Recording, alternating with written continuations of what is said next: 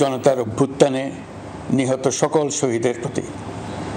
আমি আরও স্মরণ করছি তাদের যারা ফেসিবাদী শক্তির প্রাণঘাতী অস্ত্রের সামনে হিমালয়ের মতো দাঁড়িয়ে অন্যায়ের প্রতিবাদ করে মৃত্যুকে আলিঙ্গন করেছে, আহত হয়েছে, পঙ্গুত্ব বরণ করেছে, হারিয়েছে তাদের চোখের দৃষ্টি। সেই সব বীরদের স্মরণ করছি যারা মিথ্যাচার, লুটপাট, স্বৈরতন্ত্রের বিরুদ্ধে এক দফা দাবি নিয়ে দাঁড়িয়েছিল। কৃতজ্ঞতা চিত্তে স্মরণ করছি আপনাদের ভাই বোনদের, আপনাদের সন্তানদের যারা এই বিপ্লবে অংশগ্রহণ করেছিল। প্রিয় দেশবাসী, আমি আগেও জানিয়েছি, আবারও জানাচ্ছি, গণ অভ্যুত্থানে সকল শহীদের পরিবারকে পুনর্বাসন করা হবে। সকল আহত শিক্ষার্থী, শ্রমিক, জনতার চিকিৎসার সম্পূর্ণ ব্যয় সরকার বহন করবে। আহতদের দীর্ঘমেয়াদী এবং ব্যয়বহুল চিকিৎসা এবং শহীদদের পরিবারের দেখাশোনার জন্য স্বাস্থ্য মন্ত্রণালয়ের নেতৃত্বে একটি পূর্ণাঙ্গ তালিকা প্রস্তুত করা হয়েছে। এখন এই নতুন তথ্য পাওয়ার ভিত্তিতে এই তালিকা হালনাগাদ করা হতে থাকবে। গণ অভ্যুত্থানের শহীদদের স্মৃতি ধরে রাখতে সরকার তার যাত্রা লগ্নে জুলাই গণহত্যা স্মৃতি ফাউন্ডেশন নামে একটি ফাউন্ডেশন প্রতিষ্ঠার উদ্যোগ নেয়। এখন সেই ফাউন্ডেশন তৈরি হয়েছে। সকল শহীদ পরিবার এবং আহতদের সর্বোত্তম চিকিৎসা সহ তাদের পরিবারের সম্পূর্ণ দায়িত্ব এই ফাউন্ডেশন গ্রহণ করছে। এই ফাউন্ডেশনে দান করার জন্য দেশের সকল মানুষ এবং বিদেশে অবস্থানরত বাংলাদেশিদের আমরা আহ্বান জানাচ্ছি। গত মাসে কুমিল্লা, নোয়াখালী, সিলেট অঞ্চলে আকস্মিক বন্যা এসব এলাকার মানুষকে হতভম্ব করে দিয়েছে। এখানে বেশিরভাগ এলাকায় কোনোদিন বন্যা হয়নি। তারা বন্যা মোকাবেলা করে অভ্যস্ত নন। দেশপ্রেমিক সশস্ত্র বাহিনী তাৎক্ষণিকভাবে বন্যা আক্রান্ত সবাইকে রক্ষার জন্য এগিয়ে আসে। সেনা, নৌ এবং বিমান বাহিনী পরস্পরের সঙ্গে সমন্বয় করে একযোগে কাজে নেমে পড়ার ফলে মানুষের দুর্ভোগ কম হয়েছে। এর পরপরই এনজিও এবং সাধারণ মানুষ দেশের সকল অঞ্চল থেকে দলে দলে এগিয়ে এসছে। আমি বিশেষ করে দেশপ্রেমিক সেনাবাহিনীকে আবারও ধন্যবাদ জানাচ্ছি। দেশের সকল দুর্যোগকালে তারা সবসময় আন্তরিকভাবে এগিয়ে এসছে। বিশেষ করে বন্যা ও শান্তি শৃঙ্খলা রক্ষার কাজে তাদের সৈনিক এবং অফিসাররা দিনের পর দিন যেভাবে দায়িত্ব পালন করেছে তার কোনো তুলনা হয় না। জনজীবনে স্বস্তি ও আত্মবিশ্বাস প্রতিষ্ঠায় তাদের ভূমিকা অনন্য। বাংলাদেশ সশস্ত্র বাহিনীর সকল সদস্যকে আমি ধন্যবাদ জানাই তাদের সততা, ত্যাগ ও অসীম দেশপ্রেমের জন্য।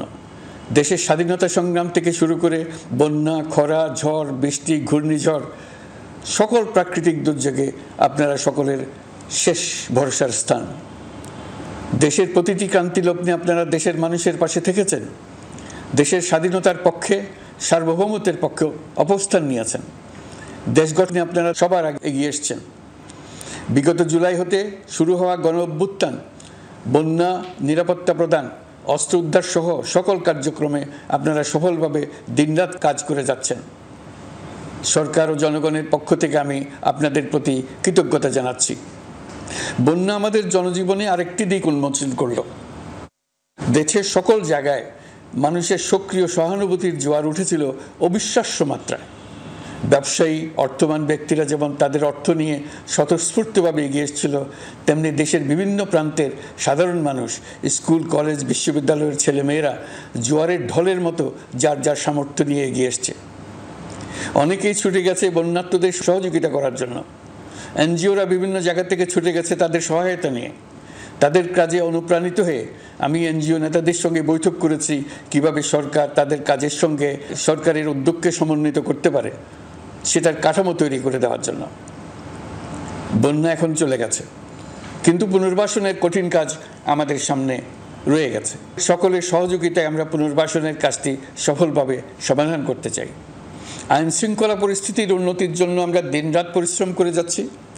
যে সমস্ত ভাই বোনেরা তাদের গত 16 বছরের বেদনা জানিয়ে তার প্রতিকার পাওয়ার জন্য আমার অফিস এবং সচিবালয়ের অফিস সমূহের সামনে প্রতিদিন ঘেরাও কর্মসূচি দিয়ে আমাদের কাজকর্ম ব্যাহত করছিলেন, তারা আমার আহ্বানে সাড়া দিয়ে ঘেরাও কর্মসূচির থেকে বিরত হয়েছেন বটে, তবে অন্যত্র আবার তারা তাদের কর্মসূচি দিয়ে যাতায়াতে ব্যাঘাত সৃষ্টি করছেন।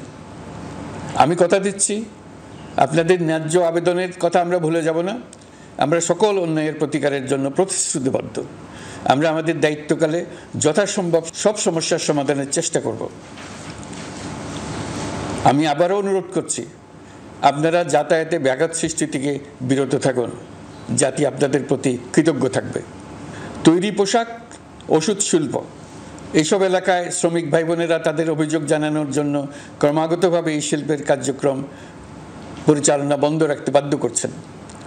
এটা আমাদের অর্থনীতিতে যে নেতিবাচক প্রভাব ফেলবে সেটা মোটেই কাম্য নয়। এমনিতেই ছাত্র শ্রমিক জনতার বিপ্লবের পর যে অর্থনীতি আমরা পেয়েছি সেটা নিয়ম নীতিবিহীন, দ্রুত ক্ষীয়মান একটা অর্থনীতি। প্রাতিষ্ঠানিক কাঠামো প্রায় ধ্বংসপ্রাপ্ত। বৈদেশিক মুদ্রার রিজার্ভ তলানিতে গিয়ে ঠেকেছে। আমরা এই অর্থনীতিতে প্রাণ সঞ্চারের চেষ্টা করছি, আমাদের উদ্যোগে সাড়াও পাচ্ছি। ঠিক এই সময়ে আমাদের শিল্প কারখানাগুলো বন্ধ হয়ে যাক, অকার্যকর হয়ে যাক, এটা আমাদের অর্থনীতিতে বিরাট আঘাত পড়বে। সেটা কিছুতেই আমাদের কাম্য হতে পারে না। শ্রমিক ভাই বোনদের অনেক দুঃখ আছে, কিন্তু সেই দুঃখ প্রকাশ করতে গিয়ে আপনাদের মূল জীবিকা বন্ধ হওয়ার উপক্রম হলে সেটা ঠিক হবে না। দেশের অর্থনীতি ধ্বংসপ্রাপ্ত হলে সেটা ঠিক হবে না। শ্রমিক মালিক উভয়ের পক্ষে আলোচনা করে এইসব সমস্যার সমাধান আমরা অবশ্যই বের করব। আপনারা কারখানা খোলা রাখুন, অর্থনীতির চাকা সচল রাখুন, দেশের অর্থনীতিকে সোজা হয়ে দাঁড়াতে দিন। আমরা আপনাদের সমস্যার স্থায়ী সমাধান বের করার জন্য সর্বশক্তি প্রয়োগ করব। মালিক পক্ষের কাছে আমাদের আবেদন, আপনারা শ্রমিকদের সঙ্গে বোঝাপড়া করুন, কারখানা সচল রাখুন, অর্থনীতির দুর্বল স্বাস্থ্যকে সবল করে তুলুন। ওষুধ শিল্প এবং তৈরি পোশাক শিল্প দেশের গৌরব। এর মাধ্যমে আমাদের শ্রমিক ভাই বোনেরা তাদের কর্মকুশলতা বিশ্বকে মুগ্ধ করেছে। এর সাফল্য এখন থমকে আছে। আমরা এই দুই শিল্পকে তাদের সম্ভাব্য শীর্ষে নিয়ে যেতে চাই। দুর্বল করার তো প্রশ্নই ওঠে না। এই দুই শিল্পের কোথায় কোথায় বাধা আছে, সমস্যা আছে, সেগুলো চিহ্নিত করে তাকে বাধামুক্ত করতে চাই। আমরা বিদেশি ক্রেতাদের একত্রিত করে তাদের সহযোগিতা চাইব, যেন বাংলাদেশের এই শিল্প দুটি বিশ্বের অন্যান্য দেশের চাইতে বেশি আস্থাযোগ্য হয়ে গড়ে উঠতে পারে। সব কিছুই সম্ভব যদি আমরা শ্রমিক মালিক সম্পর্কটা একটা নির্ভরযোগ্য, আনন্দদায়ক করে গড়ে তুলতে পারি। আমাদের সরকারের প্রথম মাস কাটল, দ্বিতীয় মাস থেকে আমরা নতুন বাংলাদেশ গড়ার ভিত্তি হিসেবে নতুন শ্রমিক মালিক সম্পর্কের সূচনা করতে চাই। এটা দেশের সবার কাম্য। দেশের নতুন প্রজন্ম নির্ভয়ে যেন তাদের ভবিষ্যৎ নিয়ে এগিয়ে যেতে পারে, আমরা সেই লক্ষ্যে কাজ করছি। আমাদের দায়িত্ব অনেক। ন্যায়ভিত্তিক একটা সমাজ গড়ে তোলার জন্য একসাথে অনেকগুলো কাজ আমাদের হাত দিতে হবে। 1 জুলাই থেকে 5 আগস্ট পর্যন্ত ছাত্র জনতার গণ আন্দোলনকে দমন করতে যেসব ফৌজদারি মামলা দায়ের করা হয়েছিল, এর মধ্যে হত্যা মামলা ছাড়া বাকি প্রায় সকল মামলা প্রত্যাহার করা হয়েছে। এইসব মামলায় গ্রেফতারকৃত সকলে মুক্তি পেয়েছে। দায়িত্ব গ্রহণের শুরুতেই অন্তর্বর্তীকালীন সরকার বিচার বিভাগের বড় সংস্কারের কাজে হাত দিয়েছে। যোগ্যতম ব্যক্তিকে প্রধান বিচারপতি নিয়োগ দেওয়াতে মানুষের মনে নতুন আশার সঞ্চার হয়েছে। আপিল বিভাগের বিচারপতি নিয়োগ, অ্যাটর্নি জেনারেল নিয়োগ এবং অন্যান্য নিয়োগগুলি অতি গুরুত্বপূর্ণ নিয়োগ, যেগুলো সবকটাই সম্পন্ন হয়েছে। সন্ত্রাস দমন আইন ও ডিজিটাল সাইবার নিরাপত্তা আইনে দায়েরকৃত মিথ্যা হয়রানিমূলক মামলাগুলো প্রত্যাহার করা হচ্ছে। সাইবার নিরাপত্তা আইন সহ বাংলাদেশে বিদ্যমান সকল কালো আইনের তালিকা করা হয়েছে। অতি সত্বর এই সকল কালো আইন বাতিল ও প্রযোজ্য ক্ষেত্রে সংশোধন করা হবে। সাংবাদিক সাগর রনি হত্যাকাণ্ড সহ বহুল আলোচিত 5টি হত্যাকাণ্ডের তদন্ত ও বিচার অগ্রাধিকার ভিত্তিতে ও দ্রুততম সময়ে নিষ্পত্তির জন্য সহায়তা প্রদান করা হচ্ছে। সম্প্রতি আমরা বলপূর্বক গুম থেকে সকল ব্যক্তির সুরক্ষার জন্য আন্তর্জাতিক কনভেনশনের সনদে স্বাক্ষর করেছি। ফলে স্বৈরাচার দ্বারা প্রতিষ্ঠিত গুম সংস্কৃতির সমাপ্তি ঘটানোর জন্য আন্তর্জাতিকভাবে আমরা প্রতিজ্ঞাবদ্ধ হলাম। এছাড়া আমরা ফেসিবাদ শাসনের 15 বছরে গুমের প্রতিটি ঘটনা তদন্ত করার জন্য পৃথক একটা কমিশন গঠন করছি। যেসব পরিবার তাদের নিখোঁজ পিতা, স্বামী, পুত্র এবং ভাইদের পাওয়ার জন্য বছরের পর বছর যন্ত্রণার সাথে অপেক্ষা করছেন, আমরা আপনাদের বেদনায় সমবেথী। আয়নাঘরগুলো বন্ধ করে দেওয়া হয়েছে এবং সেই সাথে বের হয়ে আসছে ফ্যাসিস্ট হাসিনা সরকারের গুমের শিকার ভাই বোনদের কষ্ট ও যন্ত্রণা গাথা। আমাদের তরুণ প্রজন্মের ভবিষ্যৎ যেন উজ্জ্বল হয় সেটা নিশ্চিত করতে শিক্ষা ব্যবস্থার দিকে আমাদের পূর্ণ নজর রয়েছে। ইতোমধ্যে প্রথম শ্রেণী থেকে দ্বাদশ শ্রেণী পর্যন্ত বর্তমানের ত্রুটিপূর্ণ শিক্ষাক্রম পরিবর্তন করা হয়েছে। বই সংশোধন ও পরিমার্জনের কাজ শেষ পর্যায়ে আছে। এই সংস্কারের কাজ অব্যাহত থাকবে। বিশ্ববিদ্যালয়সমূহের উচ্চ প্রশাসনিক পদগুলো পূরণ করে শিক্ষা কার্যক্রম স্বাভাবিক করার কাজ দ্রুত গতিতে এগিয়ে চলেছে। বেসরকারি শিক্ষা প্রতিষ্ঠানগুলোর পরিচালনা বোর্ডে দখলদারিত্বের রাজনীতি বন্ধ করার ব্যবস্থাও নেওয়া হয়েছে। আপনারা নিশ্চয় লক্ষ্য করেছেন, আমাদের প্রথম মাসে দেশের প্রায় সকল বিশ্ববিদ্যালয়ের উপাচার্য এবং উপাচার্য মহোদয়গণ পদত্যাগ করেছেন। উচ্চশিক্ষার ক্ষেত্রে এটা বিরাট শূন্যতার সৃষ্টি করেছে। প্রথম মাসে আমরা ক্রমাগতভাবে প্রতিটি বিশ্ববিদ্যালয়ে সবার কাছে গ্রহণযোগ্য এমন উপাচার্য এবং উপাচার্য নিয়োগ দেওয়ার কাজ শুরু করেছে। এর ফলে সকল সরকারি এবং বেসরকারি বিশ্ববিদ্যালয়গুলোতে নতুন উদ্যমে কাজ শুরু করার পরিবেশ সৃষ্টি হয়েছে। সংবাদ মাধ্যম ও মত প্রকাশের পূর্ণ স্বাধীনতা ইতিমধ্যে নিশ্চিত করা হয়েছে। আমরা সবাইকে বলে দিয়েছি, আপনারা মন খুলে আমাদের সমালোচনা করুন, আমরা সবার মতামতের প্রতি শ্রদ্ধাশীল।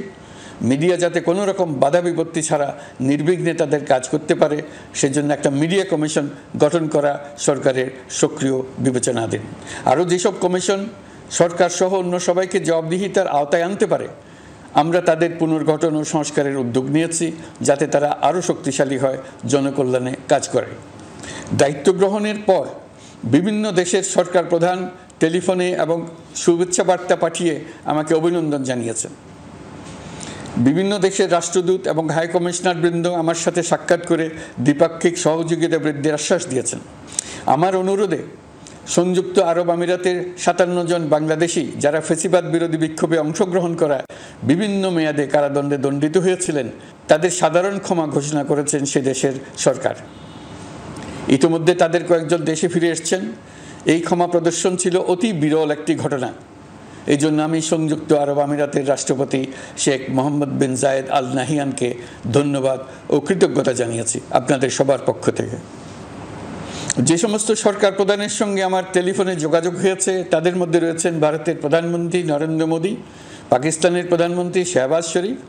আমরা ভারত এবং অন্যান্য প্রতিবেশী রাষ্ট্রসমূহের সঙ্গে সুসম্পর্ক চাই, তবে সেই সম্পর্ক হতে হবে ন্যায্যতা এবং সমতার ভিত্তিতে। ভারতের সাথে আমরা ইতিমধ্যে বন্যা মোকাবেলায় উচ্চ পর্যায়ে দ্বিপাক্ষিক সহযোগিতার আলোচনা শুরু করেছি। দক্ষিণ এশিয়ায় আঞ্চলিক সহযোগিতা বৃদ্ধির লক্ষ্যে আমি সার্ক রাষ্ট্রগোষ্ঠী পুনর্জীবিত করার উদ্যোগ নিয়েছি। আমরা চাই আমাদের দেশ যেন একটি গণতান্ত্রিক দেশ হিসেবে বিশ্বের কাছে সম্মানের সাথে পরিচিত হয়। দেশের পরিকল্পনা যেন দেশের মানুষ কেন্দ্রিক হয়, কোনো নেতা বা দল কেন্দ্রিক না হয়।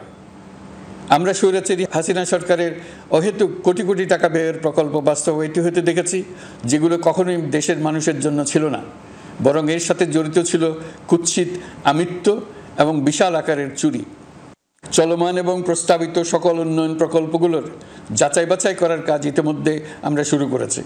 প্রকল্প বাস্তবায়নের পর্যায় বিবেচনা করে বাকি কাজে ব্যয়ের সাশ্রয় এমনকি প্রয়োজন মতে তা বাতিল করার কথা বিবেচনা করা হবে। দেশের মানুষকে আর ফাঁকি দেওয়া চলবে না। কর্মসংস্থান তৈরি করবে এমন প্রকল্পগুলোকে আমরা অগ্রাধিকার দেব। লুটপাট ও পাচার হয়ে যাওয়া অর্থ ফিরিয়ে আনার উদ্যোগ আমরা নিয়েছি।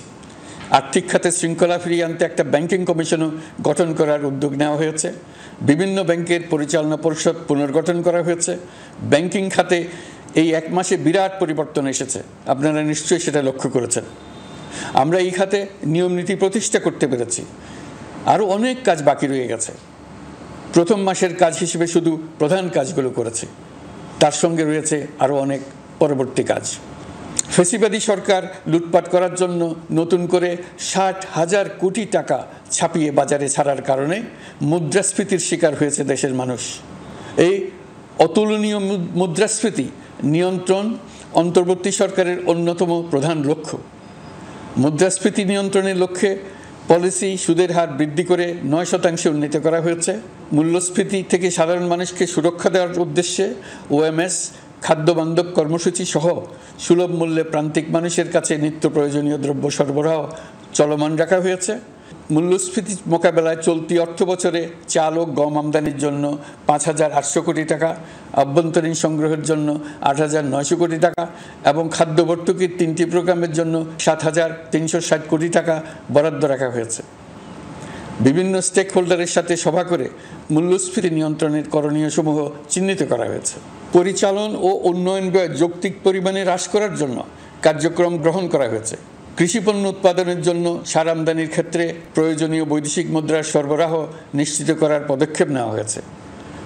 প্রকৃত চাষিগণ যাতে কৃষি ঋণ পেয়ে থাকেন তা নিশ্চিত করার উদ্যোগ নেওয়ার পাশাপাশি কৃষি ঋণের পরিমাণ বৃদ্ধি করা হয়েছে।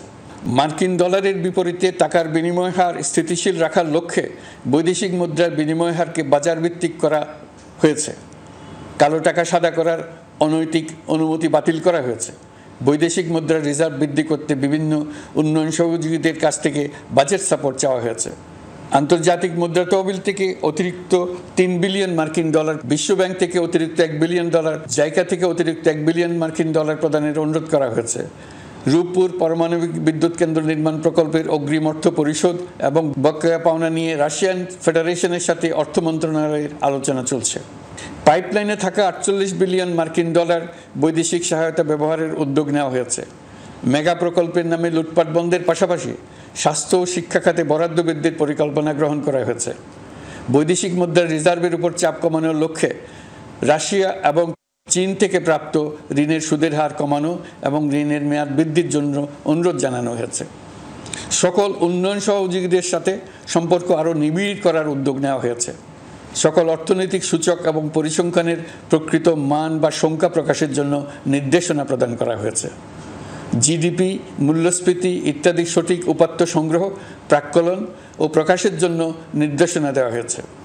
জাতীয় রাজস্ব বোর্ড এবং অর্থ বিভাগের রাজস্ব আয় সম্পর্কিত উপাত্তের মধ্যে পার্থক্য নিরসনে উদ্যোগ নেওয়া হয়েছে। প্রকৃত রপ্তানি আয় নিরূপণ এবং প্রকাশের নির্দেশনা দেওয়া হয়েছে। জাতীয় রাজস্ব বোর্ডের অটোমাইজেশনের লক্ষ্যে পরিকল্পনা গ্রহণ করা হয়েছে। পুঁজিবাজারকে স্বাভাবিক ধারায় ফিরিয়ে আনতে সিকিউরিটি এক্সচেঞ্জ কমিশন পুনর্গঠন করা হয়েছে। নিত্য প্রয়োজনীয় পণ্য সামগ্রীর সরবরাহ স্বাভাবিক রাখার নিমিত্তে ব্যবসায়ী, শিল্প মালিক ও ব্যবসায়ী সংগঠনের সাথে সভা করা হচ্ছে এবং তাদের মতামতের ভিত্তিতে বিভিন্ন ব্যবস্থা গ্রহণ করা হচ্ছে।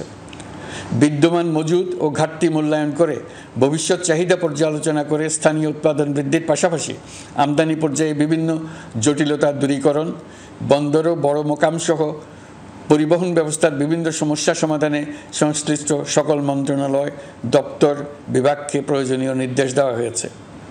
এই জন্য তেল, চিনি, ডিম ও মাংস উৎপাদনকারী বৃহৎ প্রতিষ্ঠানসমূহের সাথে সভা ও মতবিনিময় করা হচ্ছে। নিত্য প্রয়োজনীয় কিছু দ্রব্যাদি যেমন পেঁয়াজ, আলু এসবের দাম আরও কমানোর জন্য বিদ্যমান শুল্ক হার হ্রাসের বিষয়ে এনবিআরকে প্রয়োজনীয় নির্দেশনা দেওয়া হয়েছে। ইতোমধ্যে এনবিআর পেঁয়াজ, আলু ও কতিপয় কীটনাশকের ক্ষেত্রে আমদানি শুল্ক হ্রাস এবং ক্ষেত্র বিশেষে রেগুলেটরি শুল্ক প্রত্যাহার করে এসআরও জারি করেছে।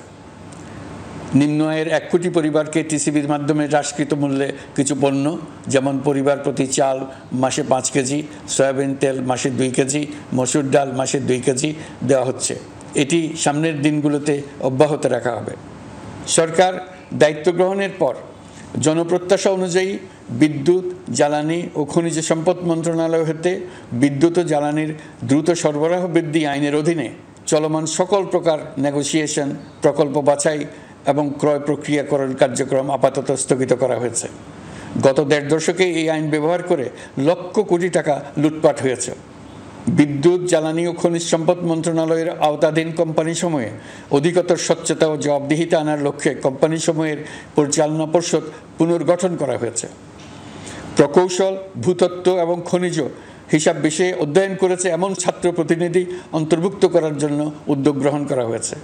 এই খাতে অধিকতর সক্ষমতা, গতিশীলতা এবং জবাবদিহিতা নিশ্চিত করার লক্ষ্যে বিশেষজ্ঞগণের সমন্বয়ে একটি কমিটি গঠন করা হয়েছে।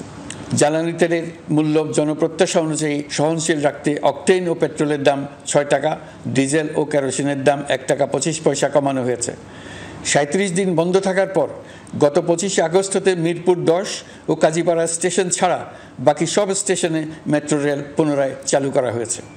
ভুয়া মুক্তিযোদ্ধাদের চিহ্নিত করার লক্ষ্যে বিশেষ করে মুক্তিযুদ্ধের সময় যাদের বয়স 12.5 বছরের কম ছিল তাদের মুক্তিযুদ্ধ তালিকা হতে বাতিলের জন্য সুপ্রিম কোর্টে লিভ টু আপিলের পদক্ষেপ গ্রহণ করা হয়েছে। মুক্তিযোদ্ধা কল্যাণ ট্রাস্টের আওতাধীন বেদখলকৃত স্থাবর সম্পত্তি উদ্ধারে প্রয়োজনীয় ব্যবস্থা গ্রহণ করা হয়েছে। গৃহায়ন ও গণপূর্ত মন্ত্রণালয় কর্তৃক গৃহীত বরিশাল, রংপুর, ময়মনসিংহ উন্নয়ন কর্তৃপক্ষ আইন এর খসড়া তৈরির কার্যক্রম নেওয়া হয়েছে। পূর্বাচল নতুন শহর প্রকল্প, ঢাকার আশেপাশে স্যাটেলাইট সিটি নির্মাণের রোডম্যাপ চূড়ান্তকরণের উদ্যোগ নেওয়া হয়েছে। বিধি বহির্ভূত প্রদত্ত প্লট ও ফ্ল্যাটের বরাদ্দ বাতিলের উদ্যোগ নেওয়া হয়েছে। প্রিয় দেশবাসী, আপনাদের আমাদের সন্তানদের জন্য একটি গণতান্ত্রিক বাংলাদেশের রূপরেখা তৈরি করতে আমরা দৃঢ় প্রতিজ্ঞ। আর যেন আমাদের কোনো স্বৈরাচারের হাতে পড়তে না হয়। আমরা যাতে বলতে পারি আমরা একটি গণতান্ত্রিক দেশে বসবাস করি, আমরা যাতে সকলেই দাবি করতে পারি যে এই দেশটি আমাদের, আমরা সেই লক্ষ্যেই কাজ করছি। কেউ আইন নিজের হাতে তুলে নেবেন না। আইন নিজের হাতে তুলে নিয়ে কেউ সমাজে বিশৃঙ্খল পরিবেশ সৃষ্টি করলে আমরা তাকে অবশ্যই শাস্তির আওতায় নিয়ে আসব।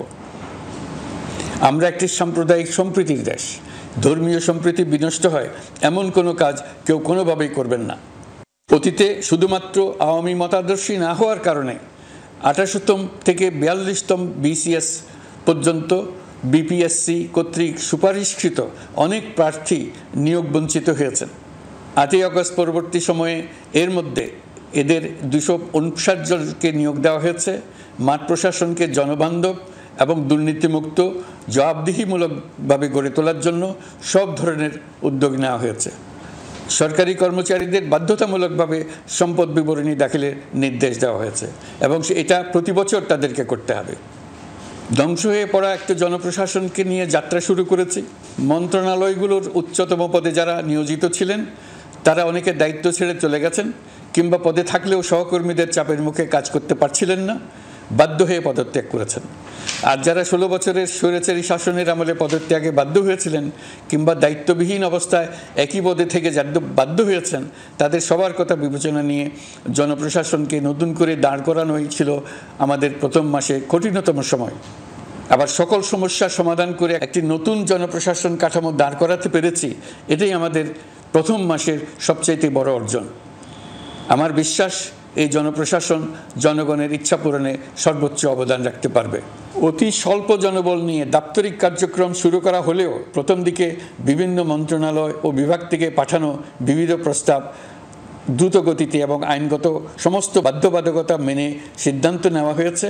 গত 1 মাসে বিভিন্ন মন্ত্রণালয় ও বিভাগ 198টি অতি গুরুত্বপূর্ণ বিষয়ে সিদ্ধান্ত নিয়েছে। জনপ্রশাসনের 135 জন অতিরিক্ত সচিব, 227 জন যুগ্ম সচিব এবং 120 জন উপসচিবকে পদোন্নতি প্রদান করা হয়েছে। 59টি জেলার জেলা প্রশাসককে প্রত্যাহার করা হয়েছে এবং নতুন 59 জন জেলা প্রশাসককে নিয়োগ দেওয়া হয়েছে। 67 জন কর্মকর্তার চুক্তিভিত্তিক নিয়োগ বাতিল করা হয়েছে। 10 জন যুগ্ম সচিব, 8 জন অতিরিক্ত সচিব, 6 জন সচিবকে ওএসডি করা হয়েছে। বাংলাদেশ পুলিশের 80 জন ডিআইজি, 30 জন পুলিশ সুপার সহ 110 জনকে পদোন্নতি প্রদান করা হয়েছে। 1 জন ডিআইজি, 1 জন এডিশনাল ডিআইজি, 4 জন পুলিশ সুপারকে চাকরিতে পুনর্বহাল করা হয়েছে।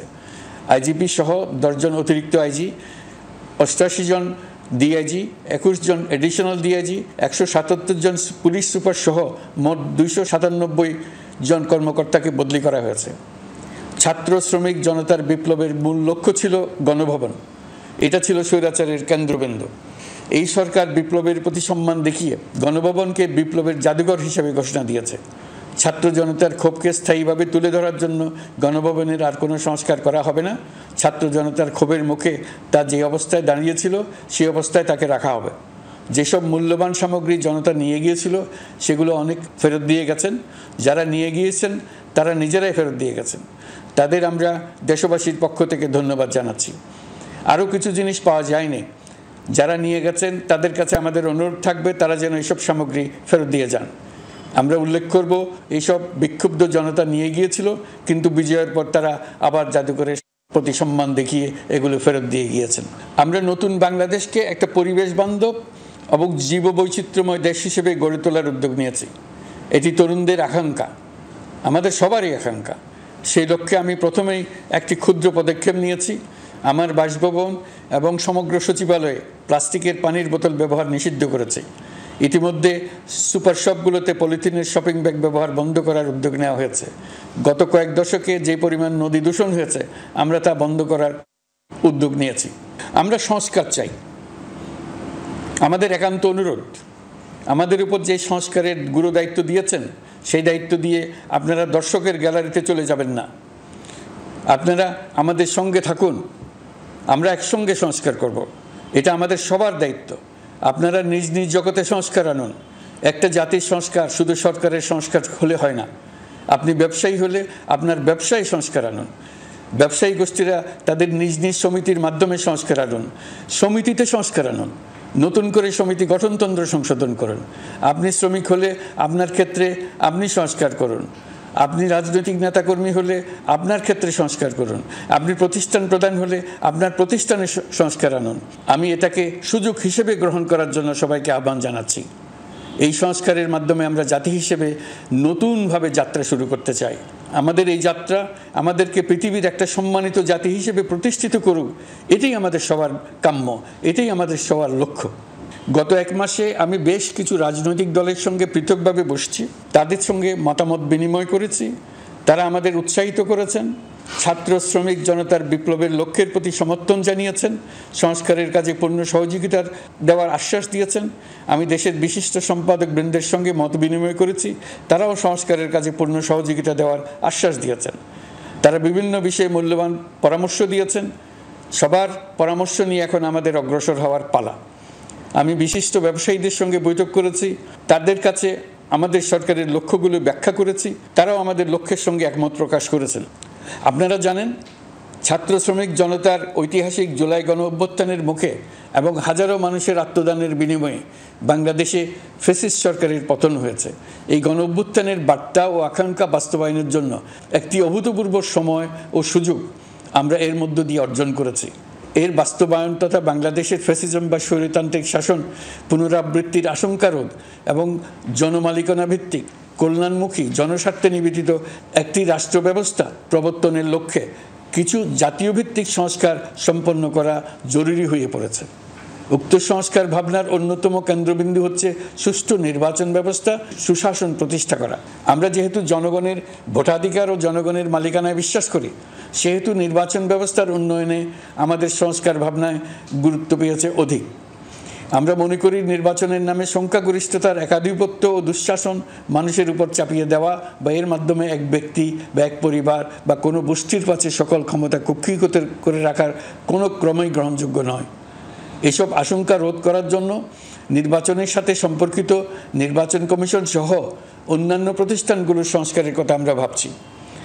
নির্বাচন ব্যবস্থার সাথে সম্পর্কিত প্রতিষ্ঠান হিসেবে পুলিশ প্রশাসন, জনপ্রশাসন, বিচার প্রশাসন, দুর্নীতি দমন কমিশন এই 4টি প্রতিষ্ঠানের সংস্কার করা সুষ্ঠু ও অবাধ নির্বাচনের জন্য অপরিহার্য। এসব প্রতিষ্ঠানের সংস্কার জনমালিকানা ভিত্তিক, জবাবদিহিমূলক এবং কল্যাণমূলক রাষ্ট্র ব্যবস্থা প্রতিষ্ঠায় অবদান রাখবে বলে আমি বিশ্বাস করি। এর পাশাপাশি সমাজের সকল স্তরের মানুষের প্রতিনিধিত্ব ও স্বার্থ নিশ্চিত করার জন্য এবং জুলাই গণ অভ্যুত্থানের বার্তাকে প্রতিফলিত করার জন্য সাংবিধানিক সংস্কারের প্রয়োজন আমরা অনুভব করছি। এসব বিষয়ে সংস্কার করার প্রাথমিক পদক্ষেপ হিসেবে আমরা প্রাথমিকভাবে 6টি কমিশন গঠন করার সিদ্ধান্ত নিয়েছি। এসব কমিশনের কাজ পরিচালনার জন্য বিষয়ভিত্তিক অভিজ্ঞতা বিবেচনা করে 6 জন বিশিষ্ট নাগরিকের নেতৃত্বে এই কমিশনগুলো পরিচালনা করার দায়িত্ব দিয়েছি। এরপর আরও বিভিন্ন বিষয়ে কমিশন গঠন করার প্রক্রিয়া আমরা অব্যাহত রাখব। নির্বাচন ব্যবস্থা সংস্কার কমিশনের প্রধান হিসেবে দায়িত্ব পালন করবেন ডক্টর বদিউল আলম মজুমদার। পুলিশ প্রশাসন সংস্কার কমিশনের প্রধান হিসেবে কাজ করবেন জনাব সরফরাজ চৌধুরী। বিচার বিভাগ সংস্কার কমিশনের প্রধান হিসেবে দায়িত্ব পালন করবেন বিচারপতি শাহ আবু নাঈম মমিনুর রহমান। দুর্নীতি দমন সংস্কার কমিশনের প্রধান হিসেবে দায়িত্ব পালন করবেন ডক্টর ইফতেখারুজ্জামান। জনপ্রশাসন সংস্কার কমিশনের প্রধান হিসেবে দায়িত্ব পালন করবেন জনাব আব্দুল মুহিত চৌধুরী। সংবিধান সংস্কার কমিশনের প্রধান হিসেবে দায়িত্ব পালন ডক্টর শাহদিন মালিক। এসব কমিশনের অন্য সদস্যদের নাম কমিশন প্রধানদের সাথে আলোচনা করে ঠিক করা হবে। কমিশনগুলোর আলোচনা ও পরামর্শ সভায় উপদেষ্টা পরিষদের সদস্য, ছাত্র, শ্রমিক জনতা আন্দোলনের প্রতিনিধি, নাগরিক সমাজ ও রাজনৈতিক দলের প্রতিনিধিরা উপস্থিত থাকবেন। পূর্ণাঙ্গভাবে গঠিত হওয়ার পর কমিশন আনুষ্ঠানিকভাবে তাদের কাজ আগামী 1 অক্টোবর থেকে শুরু করতে পারবে বলে আমি আশা করছি এবং এটি পরবর্তী 3 মাসের মধ্যে সম্পন্ন হবে বলে আমরা ধারণা করছি। কমিশনের রিপোর্টের ভিত্তিতে সরকার পরবর্তী পর্যায়ে প্রধান রাজনৈতিক দলগুলোর সাথে পরামর্শ সভার আয়োজন করবে। চূড়ান্ত পর্যায়ে ছাত্র সমাজ, নাগরিক সমাজ, রাজনৈতিক দলের প্রতিনিধি, সরকারের প্রতিনিধি নিয়ে ব্যাপক ভিত্তিক 3 থেকে 7 দিন ব্যাপী একটি পরামর্শ সভার ভিত্তিতে সংস্কার ভাবনার রূপরেখা চূড়ান্ত করা হবে। এতে এই রূপরেখা কীভাবে বাস্তবায়ন হবে তার একটি ধারণাও দেওয়া হবে। এই আয়োজন জুলাই গণ অভ্যুত্থানের বার্তা বাস্তবায়ন ও রাষ্ট্র পুনর্নির্মাণ তাগিদের ঐক্যবন্ধনে গোটা জাতিকে শক্তিশালী ও আশাবাদী করে তুলবে বলে আমাদের বিশ্বাস। প্রিয় দেশবাসী, আমাদের সামনে অনেক কাজ, সবাই মিলে একই লক্ষ্যে আমরা অগ্রসর হতে চাই। আমাদের মধ্যে, বিশেষ করে আমাদের নতুন প্রজন্মের মধ্যে যে সুপ্ত প্রতিভা লুকিয়ে আছে সেটা যেন বিনা বাধায় রাষ্ট্রের এবং সমাজের সহযোগিতায় প্রকাশ করতে পারি, সেই সুযোগের কাঠামো তৈরি করতে চাই। সকলে মিলে আমাদের পরিবারের প্রতিটি সদস্যকে, সে ঝাড়ুদার হোক, ছাত্র হোক, শিক্ষক হোক, যে কোনো ধর্মের হোক, সবার সমান অধিকার নিশ্চিত করতে চাই। এই হলো আমাদের সংস্কারের মূল লক্ষ্য। আসুন ছাত্র শ্রমিক জনতার এই বিপ্লবের লক্ষ্যকে আমরা দ্রুত বাস্তবায়ন করি। আমাদের প্রথম মাসে আমরা যেই গতিতে, যে উদ্যম নিয়ে কাজ এগিয়ে নিয়ে যাওয়ার কথা চিন্তা করেছিলাম সেটা হয়তো করতে পারিনি বাস্তব অবস্থার পরিপ্রেক্ষিতে। দেশের আইনশৃঙ্খলা পরিস্থিতি স্বাভাবিক রাখা গেলে আশা করি আমরা আমাদের গতি অনেক বাড়াতে পারবো। এই জন্য দেশের সকল মানুষের কাছে, শিক্ষক, ছাত্রছাত্রী, কৃষক, শ্রমিক, পেশাজীবী, বড় ব্যবসায়ী, ক্ষুদ্র ব্যবসায়ী, দিনমজুর, গৃহিণী, সকলের সহযোগিতা চেয়েছি। আমাদের কাজ বড় কঠিন, কিন্তু জাতি হিসেবে এবার ব্যর্থ হওয়ার কোনো অবকাশ আমাদের নেই। আমাদেরকে সফল হতেই হবে। এই সাফল্য আপনাদের কারণেই আসবে। আপনার সহযোগিতা